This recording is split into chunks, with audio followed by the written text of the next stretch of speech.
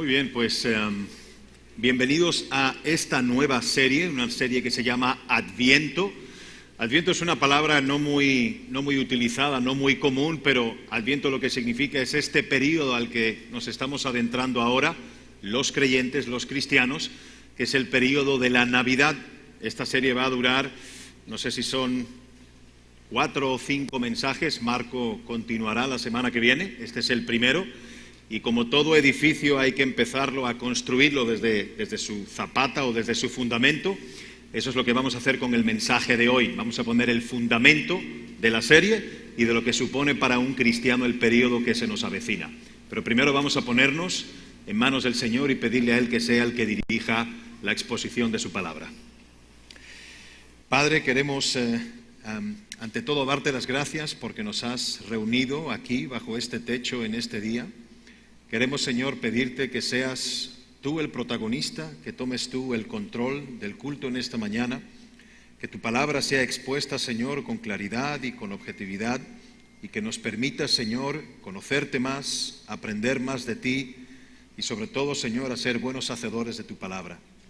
Toma, Señor, todo pensamiento, toda preocupación, toda inquietud, tómalo cautivo, para que nuestra mente, alma y corazón, Señor, pueda estar atento a tu palabra, porque tu palabra es vida, Señor. Nos ponemos en tus manos, te pedimos que te manifiestes en medio de nosotros a través de la exposición de tu palabra y lo ponemos absolutamente todo en tus manos. Te lo pedimos en el nombre de Jesús. Amén. Muy bien, Adviento, la verdadera Navidad. Si alguno de ustedes, los que no muchos saben dónde vivo, pero si pasan por delante de mi casa, van conduciendo y pasan por delante, van a encontrar justo al lado de la puerta de entrada un reno, como 3 enanos y una jardinera grande con flores de Pascua. Es muy fácil identificar mi casa con eso. Y además eso está puesto ahí desde mediados de noviembre. Mi esposa diligentemente se encarga todos los años de asegurarse de que se note que ella tiene un espíritu muy navideño. Así que es fácil de identificar. Pero bueno, muy pronto vamos a abrir los periódicos, si es que ya no ha empezado eso a verse, y vamos a ver mucha información acerca de la época que tenemos, que se nos avecina, ¿no? Una época en la que el mundo celebra el nacimiento de Jesucristo. Ese es el Adviento, esa es la época de Navidad. Pero hace un par de años en un periódico local aparecía un anuncio que tenía 2 copas de champán, así bien espumeantes, que estaban como chocando entre sí, como brindando, y decía el anuncio: esta es la verdadera esencia de la Navidad. Yo no sé cómo interpretar eso, pero eso es lo que decía el anuncio. En otro periódico, y este de otro país, había otro anuncio que anunciaba con bombos y platillos que había llegado el mes de bebiembre, no diciembre, bebiembre. Ese dedúzcanlo por ustedes mismos, ¿no? Pero lo que es obvio es que estas campañas publicitarias no están tratando de transmitirnos con camuflaje un mensaje de paz y de recogimiento espiritual, sino que realmente están mostrando lo que significa para muchos la fiesta de la Navidad. De por sí, no sé si saben esto, pero todos los años durante el mes de diciembre se registra un alarmante incremento de accidentes de tráfico, muchos de ellos mortales, a causa de los excesos de esta época.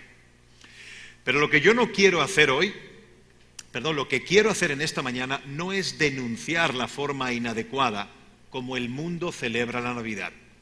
Más bien lo que quiero considerar con ustedes es una de las profecías más sorprendentes que encontramos en el Antiguo Testamento acerca de la persona de nuestro Señor Jesucristo. Esta profecía fue escrita hace unos 730 años antes del nacimiento de Cristo. Se trata de una profecía que nos enseña a entender la verdadera esencia de este evento que estaremos celebrando las próximas semanas. Así que les voy a pedir conmigo que vayan al libro del profeta Miqueas. Vamos concretamente al capítulo 5 y vamos a acampar en los versículos 1 y 2 durante el mensaje de hoy. Lo voy a leer completo y luego a medida que vayamos avanzando en el mensaje vamos a tomar pedazos del texto para ir analizándolo. Dice: rodéate ahora de muros, hija de guerreros, nos han sitiado. con vara herirán en la mejilla al juez de Israel. Pero tú, Belén Efrata, pequeña para estar entre las familias de Judá, de ti me saldrá el que será Señor en Israel, y sus salidas son desde el principio, desde los días de la eternidad. Miren, Miqueas fue un profeta menor, es llamado un profeta menor no porque tenga menor importancia que otros profetas, sino porque su libro es cortito, es muy pequeñito, no como el libro de Isaías o de Jeremías, que son libros bastante más grandes. Miqueas era contemporáneo del siglo VIII a.C., vivió en los 700 y pico años antes de Cristo, y fue además contemporáneo del profeta Isaías. Los dos vivieron en la misma época.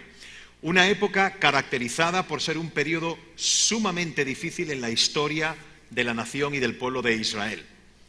Por un lado, la nación estaba sufriendo de una profunda descomposición moral y espiritual.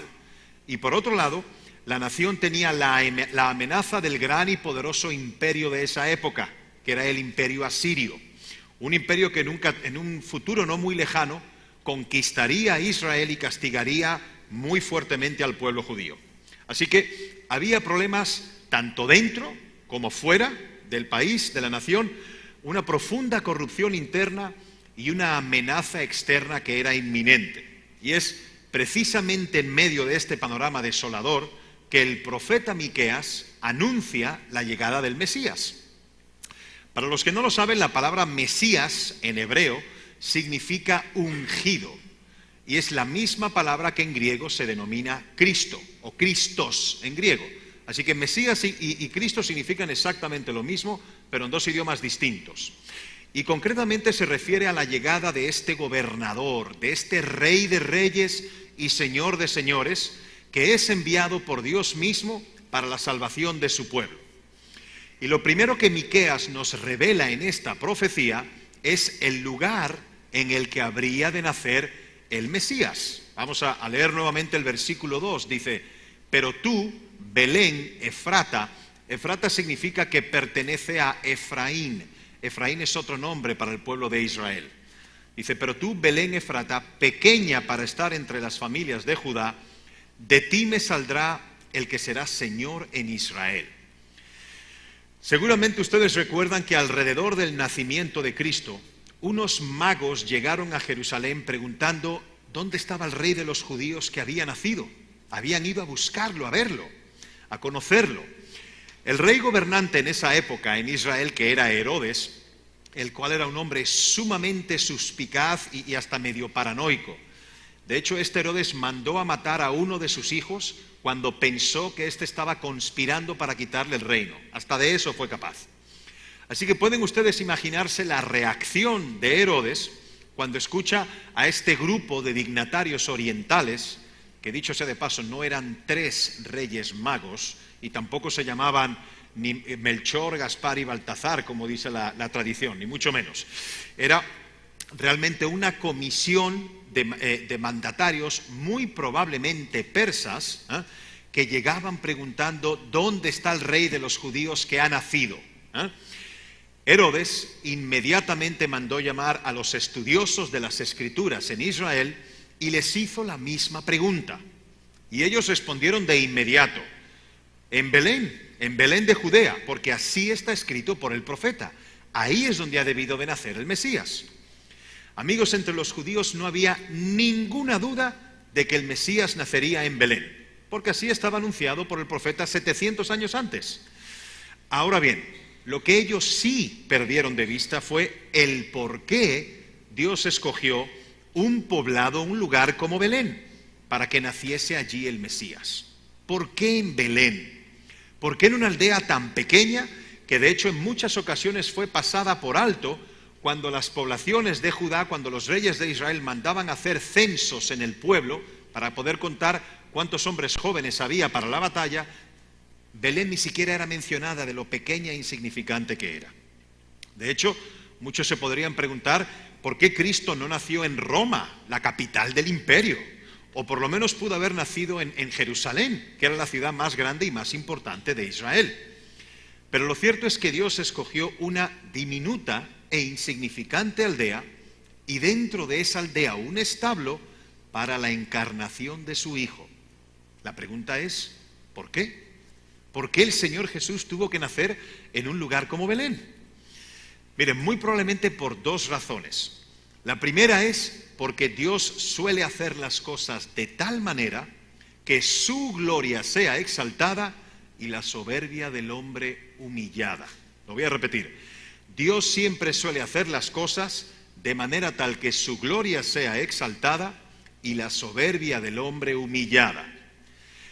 Si Belén hubiera sido una ciudad imponente, famosa por sus edificaciones o por su poderío militar o económico, muchos pensarían que fue precisamente por los logros humanos que Dios la escogió. Pero como sabemos, Dios hace las cosas de manera tal que no pongamos nuestros ojos en la supuesta grandeza del hombre, sino más bien en la grandeza de su bondad y en la grandeza de su misericordia. En otras palabras, Dios busca la manera de desinflar el orgullo humano, sacarle todo el aire. ¿Saben por qué? Porque ese es el gran problema del ser humano, su orgullo. La Biblia nos enseña que Dios nos creó para su gloria y para que nosotros nos gozáramos en Él por siempre.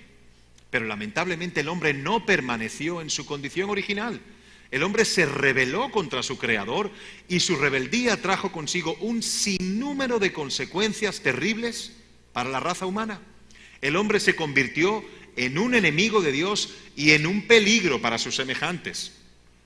No sé si recuerdan, en 2012, en el estado de Connecticut, en Estados Unidos, en un high school, en una preparatoria de nombre Newtown, que un muchacho de 20 años, con una ametralladora, entró en esta preparatoria y empezó a disparar a todo el que se le ponía por delante, matando a 28 personas e hiriendo un sinfín más.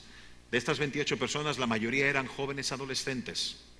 Poco antes de que la policía pudiese capturarlo, él mismo se quitó la vida pegándose un tiro. Menciono esto porque tan solo 2 o 3 días después, en un periódico local, un columnista escribió una columna acerca de lo que había sucedido, y el título de esa columna era "La sociedad está enferma". Si bien puedo entender la intención del columnista con dicho artículo, permítanme proponerles que el problema realmente no está en la sociedad. De hecho, esa palabra sociedad suena como demasiado abstracta. No es la sociedad que está enferma, es el hombre el que está enfermo, es el hombre. No podemos encontrar ninguna solución a este problema que está viviendo nuestra sociedad si no ponemos el dedo en la llaga. Y la llaga es el pecado del hombre. Al rebelarse contra Dios, el hombre se volvió egoísta, orgulloso, perverso y se tornó en un ser sumamente peligroso para el hombre mismo. Si no, miren a su alrededor. ¿Qué pasa en nuestro país? ¿Qué pasa en nuestra ciudad? ¿Han leído, los que se levantan temprano, han leído el periódico esta mañana? ¿Han visto la página de sucesos? ¿Han visto las noticias sobre desfalcos, corrupción? Todos los días, incontables páginas dedicadas a eso. Las noticias que llegan a los periódicos y las muchas tantas que no llegan. Pero afortunadamente ese no es el fin de nuestra historia, porque desde el momento en que entró el pecado en el mundo, Dios reveló un plan con el propósito de revertir los efectos devastadores del pecado, que el pecado haya producido en la creación y en el hombre también. Y de esa manera hacer una demostración de su gloria todavía mucho más extraordinaria que la que su creación original hubiese podido transmitir. Y fue para eso, mis amigos, que el Hijo de Dios se hizo hombre hace aproximadamente 2000 años atrás. Él vino para restaurar lo que se había dañado y convertir al hombre en el adorador que siempre debió haber sido y para lo cual fue diseñado. Pero para eso el hombre tenía que ser ¿qué? Tenía que ser humillado. El hombre tiene que recordar que no es Dios, que solo Dios es Dios. Y Cristo se introduce en el escenario de la historia de la humanidad en la primera Navidad para que solo el Dios de gloria recibiera toda la gloria. Por lo tanto, no había nada extraordinario en la aldea de Belén y tampoco había nada extraordinario en el establo donde María había dado a luz. ¿Y saben qué? realmente tampoco hay nada extraordinario en aquellos hombres y mujeres que Dios escogió desde antes de la fundación del mundo para hacerlos beneficiarios de un regalo, de una salvación tan grande. Y si tú eres creyente, amigo, si tú realmente has aceptado a Jesucristo como el Señor de tu vida, tú sabes que es por gracia. Tú sabes que no hay ningún mérito en ti para que solo el Dios de toda gracia se lleve toda la gloria. Y es precisamente por esto que el apóstol Pablo nos dice en su primera carta a los Corintios, en el capítulo 1, versículo 31, dice: mas por Él estáis vosotros en Cristo Jesús, el cual nos ha sido hecho por Dios sabiduría, justificación, santificación y redención, para que, como está escrito, el que se gloría, gloríese en el Señor. De manera tal que si hay un grupo de personas en el mundo a quienes les resulta absolutamente ridículo actuar con orgullo, es a los cristianos. Y mientras más pasa el tiempo, más me convenzo de que esa es una de las grandes verdades que los cristianos deben de recordar hoy, ahora y todo el tiempo, porque el orgullo sigue siendo el problema de nuestro corazón, aún después de aceptar a Cristo. Nuestra carne, nuestro corazón es orgulloso. Por eso es que hay tantos problemas muchas veces dentro de las mismas iglesias. Es por el orgullo. Nos creemos demasiado importantes. Pero el mero hecho de pensar que somos seguidores de Cristo, eso es un anuncio público de nuestra propia bajeza y de nuestra propia pecaminosidad. Así que no hay motivo alguno para sentirse orgulloso. Pero por otro lado, también es probable que Cristo haya nacido en la aldea de Belén para probar desde el principio el carácter de su obra. Él no vino para ser servido, sino que vino para servir. Él vino a tomar el lugar de pecadores culpables que no merecían un palacio, sino un patíbulo. Y voy a repetir esto: no, Él ocupó el lugar de pecadores culpables que no merecían un palacio, sino un patíbulo. Cristo vino y tomó nuestro lugar, no en un palacio, que es el lugar que Él merece, sino en un patíbulo, que es lo que nosotros merecemos. Y para los jóvenes y los niños, o los que no saben lo que es un patíbulo es donde se aplicaba la pena de muerte a los criminales, el lugar donde se ejecutaba a los culpables. Eso es un patíbulo. Y permítame hacer un paréntesis muy personal para decir que si hoy en día hubiese patíbulos en nuestro país, estoy seguro de que habría muchos menos asesinatos, secuestros y violaciones. Pero eso es tema para otro día. Así que Cristo nació en una aldea pequeña porque Él vino en nuestra representación. Él vino a ocupar nuestro lugar. El lugar que nosotros, recuerden, merecemos no es un palacio. Lo que nosotros merecemos es el patíbulo. Así que antes de ser exaltado, era necesario que Cristo fuese humillado. Esa de hecho es la enseñanza de Pablo en toda su carta a los Filipenses, y concretamente en el capítulo 2. Dice lo siguiente Pablo: haya pues en vosotros este sentir que hubo también en Cristo Jesús, el cual, siendo en forma de Dios, no estimó el ser igual a Dios como cosa a que aferrarse, sino que se despojó a sí mismo, tomando forma de siervo, hecho semejante a los hombres, y estando en la condición de hombre, se humilló a sí mismo, haciéndose obediente hasta la muerte, y muerte de cruz. Muerte de cruz, la muerte de un criminal. Así que primero la humillación y luego la exaltación. Pero Miqueas no solo profetizó 700 años antes el lugar en el que Cristo habría de nacer, sino que también profetizó acerca de la naturaleza de su gobierno. Noten una vez en nuestro pasaje de estudio, en el versículo 2, dice: pero tú, Belén Efrata, pequeña para estar entre las familias de Judá, de ti me saldrá el que será Señor en Israel. Así que es bastante obvio que el Mesías prometido viene en calidad de gobernante. Dice el texto: de ti me saldrá el que será Señor en Israel. Señor significa líder, gobernante en hebreo. Lo que no es tan obvio en el texto es que Él no viene a gobernar en su propio nombre. Miren, en la Biblia no hay una sola palabra de más y una sola palabra de menos. La Biblia entera, de cabo a rabo, es inspirada por Dios. Así que escuchen el texto otra vez. Allí no dice, Belén Efrata, de ti saldrá el que será Señor en Israel. Eso no es lo que dice el texto. El texto dice, de ti me saldrá el que será Señor en Israel. En otras palabras, ese que nacerá en ti viene de parte de mí, dice Dios. Es Dios que lo envía. Estas palabras, de hecho, son muy similares a las que aparecen en el primer libro de Samuel, concretamente en el capítulo 16, versículo 1. En este texto vemos que Dios envía a Samuel para ungir al rey David, en sustitución del rey Saúl, que había fracasado, que había fallado como gobernante. ¿Y qué es lo que le dice Dios a Samuel? No está en su programa, así que no lo busquen, pero yo se los voy a leer. Dice, llena tu cuerpo de aceite y ven que te enviaré a Isaí. Isaí era el padre de David, del rey David. De Belén, porque de sus hijos me he provisto rey. Recuerden que en aquella época, los reyes cuando eran ordenados o coronados, lo que hacía el profeta o el sacerdote, tomaban un cuerno vacío, lo llenaban de aceite aromático, y se lo desparramaban por la cabeza, ungían su cabeza con aceite. Era una manera simbólica de anunciar el inicio del reinado de ese rey. Como sabemos, Saúl fracasó como gobernante, como sucedió con la mayoría de los reyes de Israel. En lugar de gobernar al pueblo en conformidad con la ley de Dios, Saúl y la mayoría de los reyes trataron de establecer su propia voluntad, su propia administración, su propia agenda.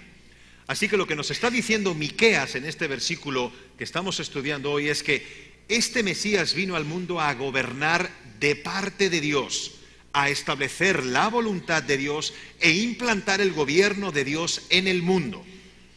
En otras palabras, este Mesías habría de someterse él mismo a la voluntad de su Padre y él llevaría a sus seguidores a hacer exactamente lo mismo.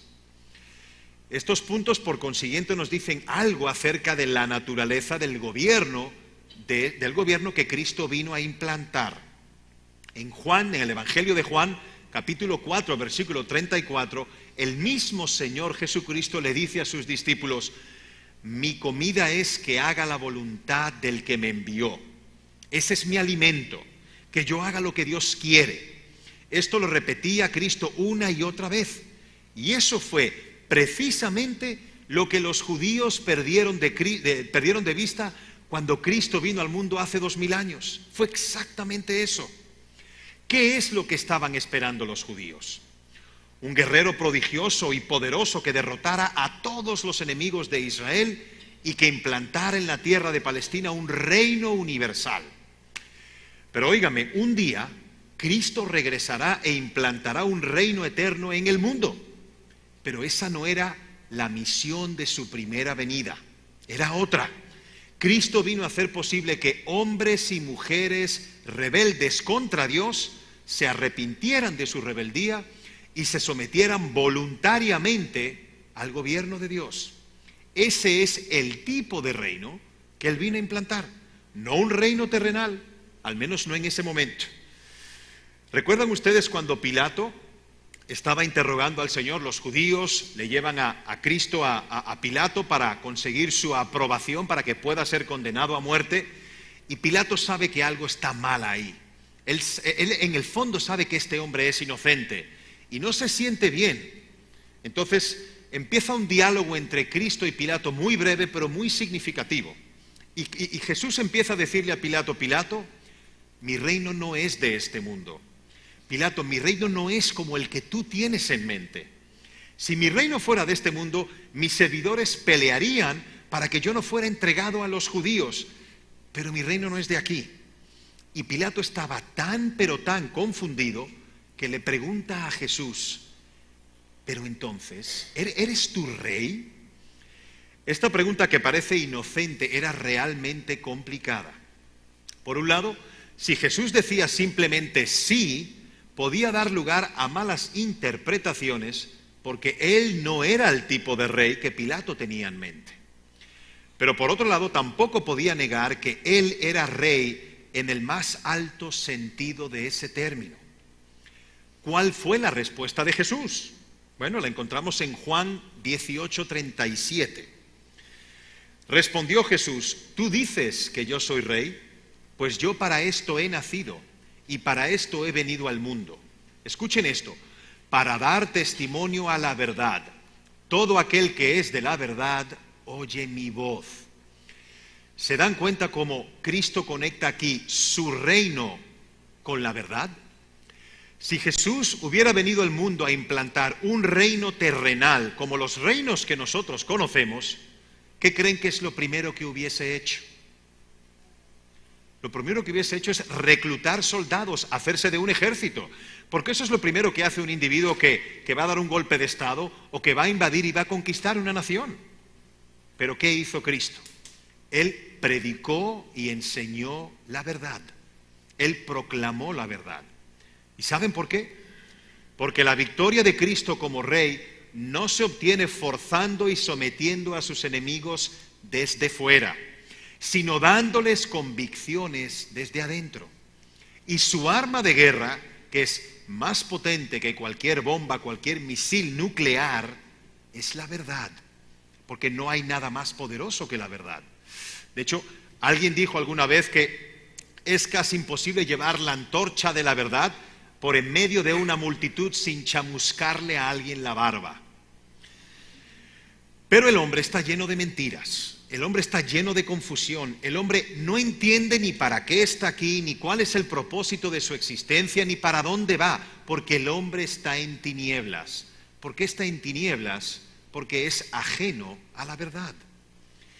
El reino que Cristo vino a implantar está compuesto de hombres y mujeres que han entendido y se han sometido voluntariamente a la verdad de Dios, una verdad que el mismo Cristo encarna.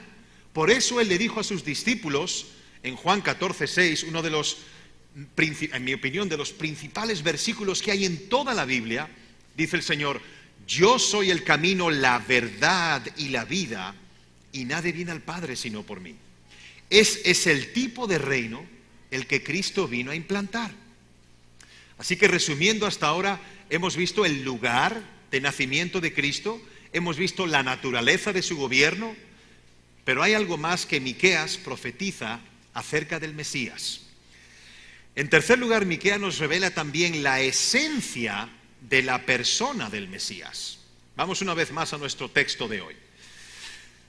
Pero tú, Belén Efrata, pequeña para estar entre las familias de Judá, de ti me saldrá el que será Señor en Israel, y sus salidas son desde el principio, desde los días de la eternidad. A simple vista, este versículo parece como un poco complicado y hasta contradictorio. No sé si lo ven, pero parece contradecirse en sí mismo. Por un lado nos está diciendo que el Mesías habría de nacer en Belén, al igual que todos nosotros nacemos. Pero por otro lado nos dice que sus salidas o que sus apariciones son desde el principio, desde los días de la eternidad. Es evidente que el nacimiento de todo ser humano marca el inicio de su vida. Antes de tu nacer tú simplemente no existías. Pero lo que el profeta está diciendo aquí es que este gobernante que habría de nacer 700 años después, como un bebé, en realidad era eterno. O sea, que ya existía. Pero ¿cómo puede nacer una persona que ya ha existido? Esa es la incongruencia o la pregunta que se nos hace a simple vista. A mí la Biblia me maravilla. Me maravilla porque créanme que casi todos estos profetas que escribieron no solamente profecías acerca del Mesías, pero muchísimas otras profecías, yo estoy convencido que en realidad no entendieron lo que estaban escribiendo. No lo entendían. Para nosotros es más fácil porque podemos mirar hacia atrás y ver la historia. Pero ellos no podían mirar hacia adelante. Ellos fueron inspirados por Dios a escribir todo lo que escribieron, pero ellos no entendían. Sin embargo, si algo sabían los judíos es que había un solo ser que existe desde siempre, y ese era Dios. Ellos conocían muy bien acerca de la eternidad de Dios. Hay incontables pasajes en las Escrituras sobre eso. Vamos a ver uno de ellos, Isaías 40:28.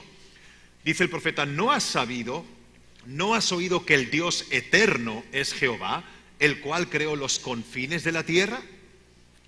Pero ahora resulta que el único Dios eterno está diciendo en Miqueas, que de ti me saldrá el que será Señor en Israel. Eso nos lleva a la siguiente pregunta. ¿Ese Mesías que Dios está prometiendo es Dios o fue enviado por Dios? Y es la misma dificultad que encontramos en otra profecía navideña en el libro del profeta Isaías, cuando habla acerca del nacimiento de Cristo. Recuerden que al principio les dije que Isaías y Miqueas eran contemporáneos, ¿verdad? Ellos vivieron unos 700 años antes del nacimiento de Cristo. Pues fíjense lo que profetizó Isaías. Vamos a Isaías 7:14. Dice: he aquí que la Virgen concebirá y dará a luz un hijo, y llamará su nombre Emmanuel. Y Emmanuel significa Dios con nosotros. Pero además en Isaías 9:6, un par de capítulos más adelante, dice también: porque un niño nos es nacido, hijo nos es dado, y el principado sobre su hombro, y se llamará su nombre Admirable, Consejero, Dios fuerte, Padre eterno, Príncipe de paz. ¿Prestaron atención a la lista de nombres de este niño? No hay que ser un erudito ni un genio de la exégesis bíblica para ver el problema. ¿Cómo puede alguien ser llamado Príncipe de paz, Dios fuerte, Padre eterno y al mismo tiempo nacer como un niño? ¿Cómo puede ser eso posible? Bueno, la respuesta a esa pregunta no solo es la más misteriosa que el hombre haya podido formularse alguna vez, sino la más extraordinaria que una persona haya escuchado jamás. Lo que ocurrió hace cerca de 2000 años en una aldea insignificante de Palestina llamada Belén no fue el nacimiento de un niño común y corriente, sino que fue el acto de amor más extravagante que alguna vez haya ocurrido en la historia. La segunda persona de la Trinidad, Dios el Hijo, se hizo hombre voluntariamente y fue enviado por Dios el Padre a rescatar a pecadores como tú y como yo, muriendo en la cruz del Calvario. Es por esto que este niño puede ser llamado con toda propiedad Dios fuerte y Padre eterno. El mismo Cristo, de hecho, le dijo una vez a sus discípulos en el Evangelio de Juan, en el capítulo 10, versículo 30, yo y el Padre uno somos. Y más adelante, un poquito más adelante, en ese mismo capítulo le dice a Felipe: Felipe, el que me ha visto a mí, ha visto al Padre. Esta es la solución del dilema. Jesús nació como un niño en la aldea de Belén, pero no era otro que el Hijo de Dios, la segunda persona de la Trinidad, asumiendo en el tiempo una naturaleza humana, completamente humana, semejante en todo a la nuestra, pero sin pecado. Y estando en esa condición de hombre, decidió pagar en una cruz la deuda que todos tenemos con la justicia divina, muriendo la muerte que todos merecíamos. Así que es Dios el que envía a Dios. Dios el Padre envía a Dios el Hijo. Esa es, de hecho, la enseñanza que el mismo Juan, el apóstol Juan, da en la introducción de su Evangelio. Si vamos al versículo 1 del capítulo 1 de Juan, dice: en el principio era el Verbo, y el Verbo era con Dios, y el Verbo era Dios. ¿Pero quién es el Verbo? Versículo 14 del mismo capítulo. Y aquel Verbo fue hecho carne, y habitó entre nosotros, y vimos su gloria, gloria como del unigénito del Padre, lleno de gracia y de verdad. Es ese hecho extraordinario el que supuestamente el mundo estará recordando en las próximas semanas. El nacimiento de aquel que vino a redimirnos del pecado para que nosotros pudiésemos cumplir con el propósito de nuestra existencia, que es glorificar a Dios y gozarnos en Él para siempre. Pero ¿saben qué? La Navidad es realmente un recordatorio perenne de que algo anda mal en el mundo. Eso es lo que la Navidad debería de recordarnos, porque en lugar de vivir para el Dios que nos creó, nosotros decidimos vivir para nosotros mismos. Mis amigos, ¿cómo se supone que deberíamos celebrar el nacimiento del que vino a corregir ese mal? ¿Acaso no es cierto que la Navidad es uno de esos periodos del año en el que más se apela a la codicia, al orgullo, al egoísmo humano? De hecho, la gloria de Dios tiene muy poco que ver con esta celebración, pero muy poco. Aún aquellas personas que critican el materialismo de esta época, porque realmente hay muchas personas sensatas que se dan cuenta de los excesos, ¿qué es lo que nos ofrecen a cambio? ¿Cuáles son las alternativas? Bueno, una de ellas es que pasemos tiempo con la familia. Esta es, de hecho, una época donde las compañías telefónicas se forran de dinero, porque todo el mundo empieza a llamar a todas las personas de su familia, de sus amigos con los que no habla durante todo el año. Esa llamada no falta en Navidad.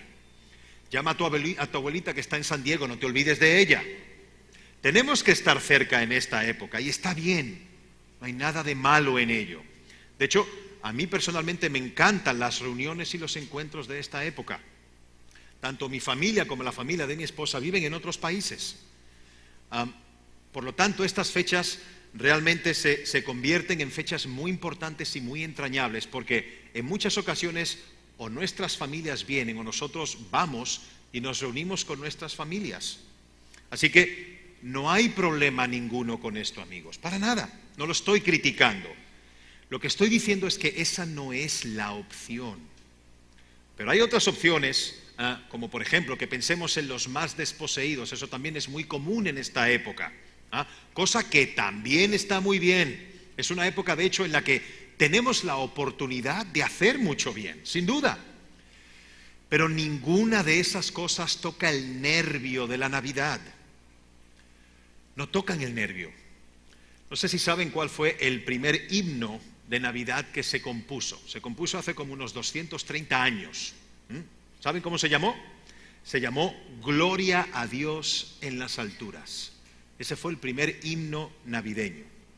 ¿Por qué? Porque el autor de este himno lo tenía claro. El foco de la Navidad es la gloria de Dios.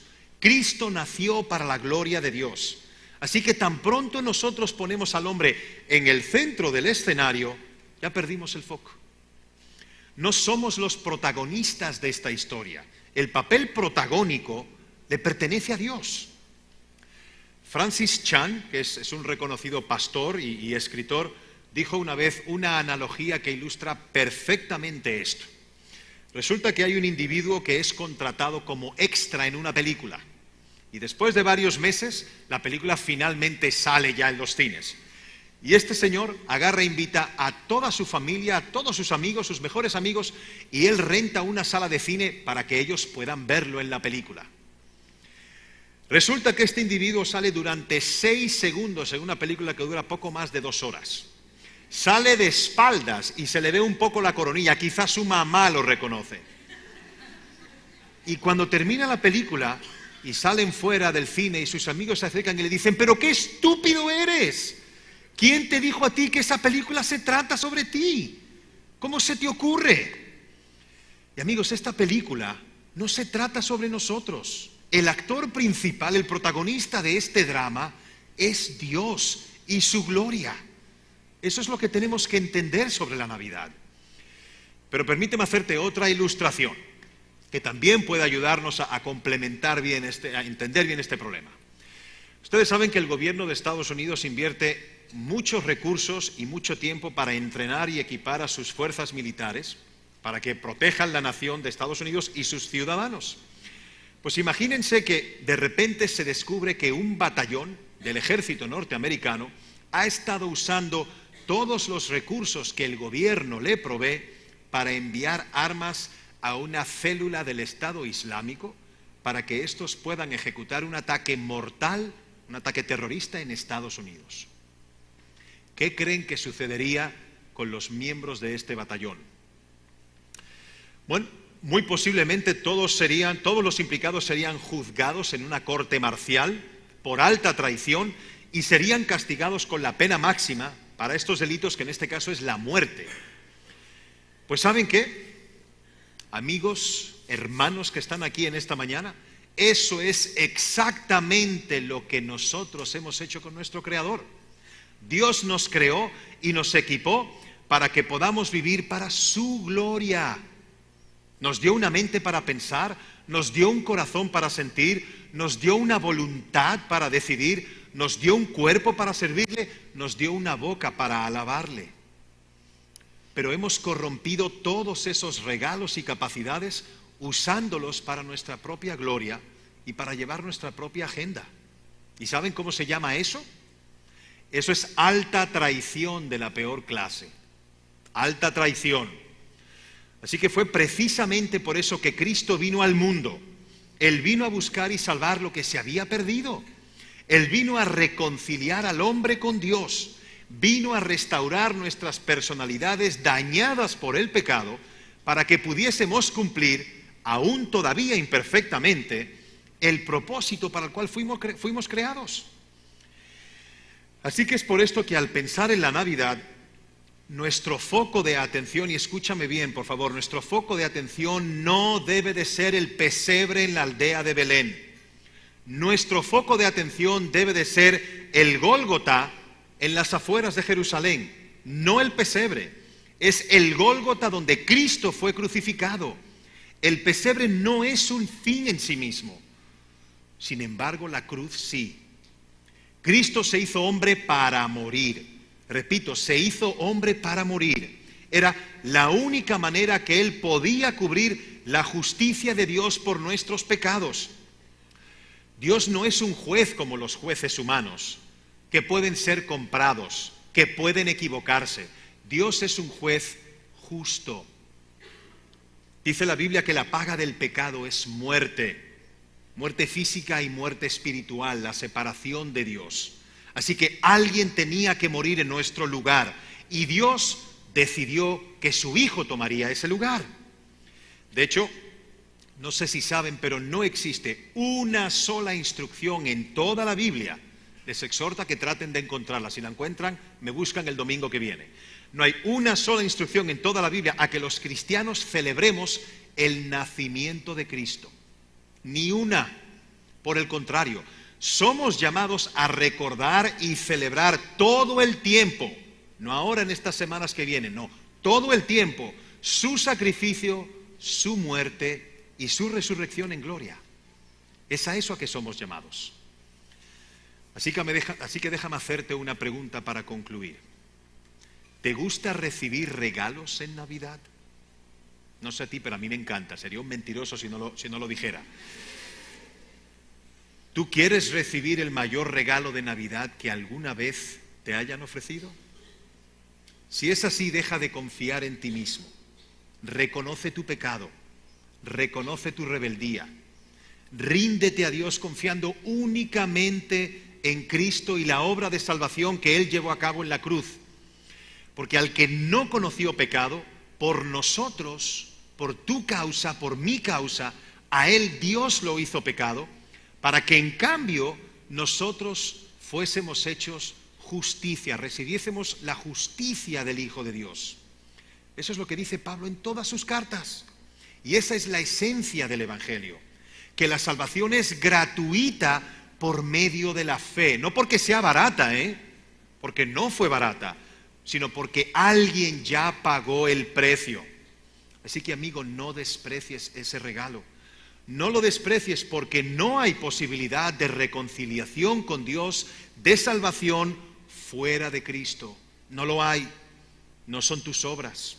Siempre serán insuficientes porque la ley perfecta de Dios demanda perfección. Y eso es imposible para nosotros. Es por eso que Dios anunció con tantos siglos de antelación todo lo concerniente a su nacimiento, todo lo concerniente a su ministerio y todo lo concerniente a su obra de redención. ¿Saben para qué? Para que nadie tuviera excusas. La Biblia es un libro único, es extraordinario, y él mismo solo pudo haber sido escrito por Dios, así que no hay excusas.